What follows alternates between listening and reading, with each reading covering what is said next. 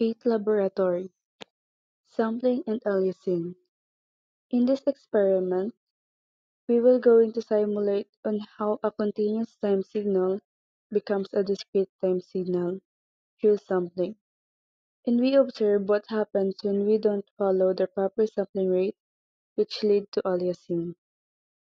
The main objective of this laboratory is to generate a continuous sine wave, then sample it at two different rates, one above and one below the Nyquist frequency.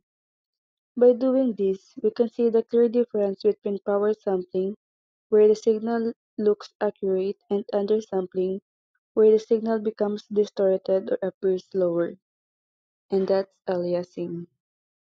Again, we will going to import these two libraries to have an easy simulation and visualization in signals in both time and frequency domain. Next, we define our continuous signal. The signal frequency is set to 5 Hz, meaning the sine wave completes 5 cycles in 1 second. The variable t represents continuous time generated using this function and create 1000 eventually space point between 0 and 1 second. And this is our sine wave. It is defined by this function. This section simply plots the continuous signal using this function.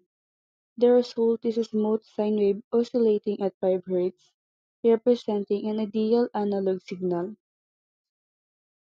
Sampling means taking measurement of the signals at regular time intervals. We use the two sampling rate. We use this function, which is above the Nyquist rate, meaning it's more than twice the signal frequency. And for this function, which is below the Nyquist rate, meaning it's too slow to capture the real details of the wave. Then using this function, we create the discrete sample points for both cases and compute the corresponding sampled values, using the sine formula again. The first plot will going to show the proper sampling at 50 Hz. Notice how the red sample points line up perfectly with the continuous sine wave. The digital version accurately represents the analog signal. The second plot, undersampling at 6 Hz. The green samples point no longer match the original wave. Instead, we create the illusion of a slower signal with a different frequency. This distortion is what we call aliasing. According to the Nyquist-Shannon sampling theorem, to avoid aliasing, the sampling frequency must be at least twice the highest frequency in the signal.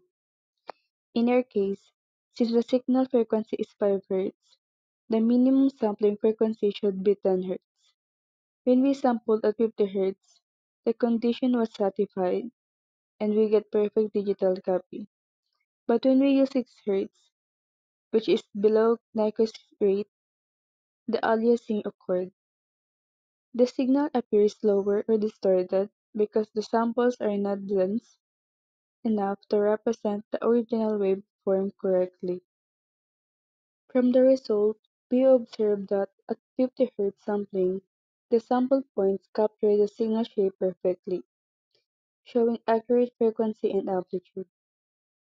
While at 6 Hz sampling, the samples misrepresent the actual waveform, creating a lower frequency illusion. This demonstrates how improper sampling can lead to serious signal misinterpretation in digital systems.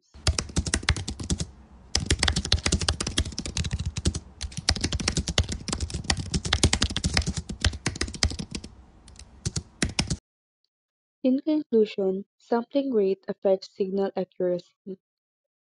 We learned that according to the Nyquist theorem, the sampling rate must be at least twice the signal frequency to capture all details without distortion. When the rule isn't followed, aliasing occurs, making the signal appear slower or completely different from the original. This laboratory clearly shows why careful sampling is crucial in all digital signal applications.